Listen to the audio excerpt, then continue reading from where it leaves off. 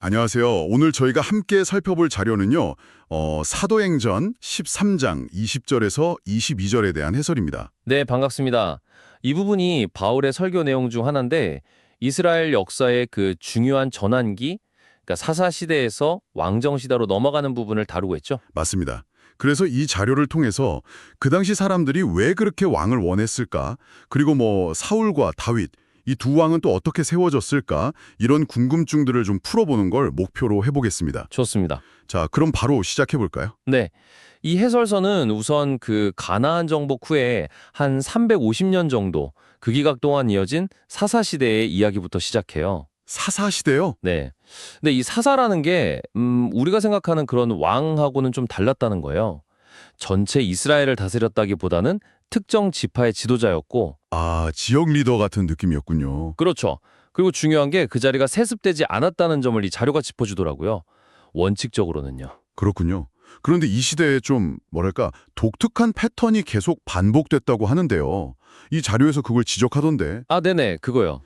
평화로울 때는 사람들이 하나님의 은혜를 너무 당연하게 생각하고 감사를 잊어버린다는 거죠. 맞아요. 그게 참 중요한 포인트 같아요. 이 자료에서는.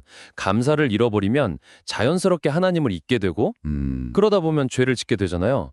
그러면 이제 하나님께서 이민족의 침입이라든지 이런 고통을 통해서 다시 깨우치시는 거죠. 아, 일종의 징계 같은 거군요. 네, 그렇게 고통 속에서 백성들이 막 부르짖으면 그제야 하나님께서 기드온이나 삼손 같은 사사를 보내서 구원해 주셨다는 거고요. 근데 문제는 그렇게 구원받고 다시 평화가 찾아오면 그렇죠. 또 잊어버리는 거죠. 또 하나님 잊고 죄 짓고 이게 계속 반복됐다는 거잖아요. 네. 이 해설서에 따르면 사사기의 이 패턴이 평화, 망각, 죄, 고통, 부르짖음, 구원 이 순환이 무려 7번이나 기록되어 있대요. 7번이요. 이야, 정말 대단한 반복이네요. 인간의 약함이랄까? 그런 게 좀 보이는 것 같기도 하고요. 바로 그 반복의 끝에 이제 마지막 사사인 사무엘이 등장합니다. 아, 사무엘. 네. 사무엘은 굉장히 훌륭한 지도자였는데 문제는 그의 아들들이 아버지 같지 않았다는 거죠. 아, 아들들이 문제였군요. 이 자료는 그걸 지적해요. 백성들이 그걸 보면서 불안감을 느꼈고 마침 또 주변 나라들은 왕을 중심으로 한 강력한 중앙 집권 체제를 갖추고 있었거든요. 그렇죠. 주변 강대국들 보면 부러웠을 수도 있겠네요. 네. 그러니까 우리에게도 저런 왕을 달라 이렇게 요구하게 된 거죠. 세상적인 논리로 보면 그럴 수도 있겠다 싶긴 한데요. 근데 이 해설서에 따르면 하나님께서는 그 요구를 듣고 좀 섭섭해하셨다고 해요. 섭섭해요. 왜요? 내가 너희의 진짜 왕인데 왜 굳이 다른 인간 왕을 원하느냐 이런 마음이셨다는 거죠. 이 지점이 참 흥미로운 것 같아요. 그러네요.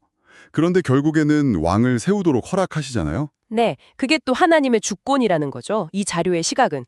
백성들의 요구를 들어주시면서도 결국엔 당신의 계획 안에서 모든 걸 이끌어 가셨다는 거예요. 아, 그래서 첫 번째 왕으로 사울을 세우셨군요. 베냐민 지파 출신. 맞습니다. 40년 동안 왕으로 있었죠. 하지만 중요한 건 때가 되니까 하나님께서 사울을 패하시고 이 표현을 명확히 쓰더라고요. 패하셨다. 네. 그리고 새로운 인물 이새의 아들 다윗을 다음 왕으로 세우셨다는 겁니다. 다윗? 그 유명한 다윗 왕이군요. 그리고 이 해설서는 다윗에 대한 하나님을 평가를 인용하죠. 네. 내가 이새의 아들 다윗을 만나니 내 마음에 맞는 사람이라 내 뜻을 다 이루리라. 이 구절이요. 이게 결국 하나님의 선택이었음을 분명히 보여주는 거죠. 그러니까 정리해보면 사사시대의 그 혼란스러운 반복, 또 인간적인 요구로 시작된 왕정시대, 사울의 실패, 그리고 다윗의 등장, 이 모든 게 결국은 하나님의 더 큰 계획 안에 있었다, 이런 해석이군요. 그렇죠. 이 해설서가 제시하는 핵심적인 관점이 바로 그거라고 할 수 있습니다. 네, 오늘 저희가 사도행전 13장 해설 자료를 통해 사사시대의 그 독특한 순환 구조, 그리고 왕정시대가 어떻게 시작되었는지 그 배경을 쭉 훑어봤습니다. 네, 인간의 요구로 시작된 것 같지만 결국에는 하나님의 주권적인 계획 속에서 사울이 물러나고 다윗이 세워지는 과정이 참 인상 깊었습니다. 맞아요. 특히 그 평화로울 때 감사를 잃어버리는 인간 본성에 대한 지적도 생각해 볼 만하고요. 그렇죠. 역사의 표면적인 흐름이 이면에서 작용하는 인간의 연약함, 그리고 그럼에도 불구하고 역사를 이끌어 가시는 하나님의 계획, 이 두 가지가 어떻게 교차하는지를 잘 보여주는 자료였습니다. 자, 마지막으로 이 자료가 다윗을 하나님 마음에 맞는 사람이라고 묘사하는데요. 그렇다면 이런 복잡하고 때로는 인간적인 실패와 요구가 뒤섞인 역사 속에서 하나님께서 어떤 지도자를 보실 때 아, 내 마음에 맞다 라고 하시는 그 기준은 구체적으로 뭘 의미하는 걸까요? 아주 중요한 질문이네요. 네. 이 질문을 한번 생각해 보시도록 남겨드리면서 오늘 탐구는 여기서 마무리할까 합니다.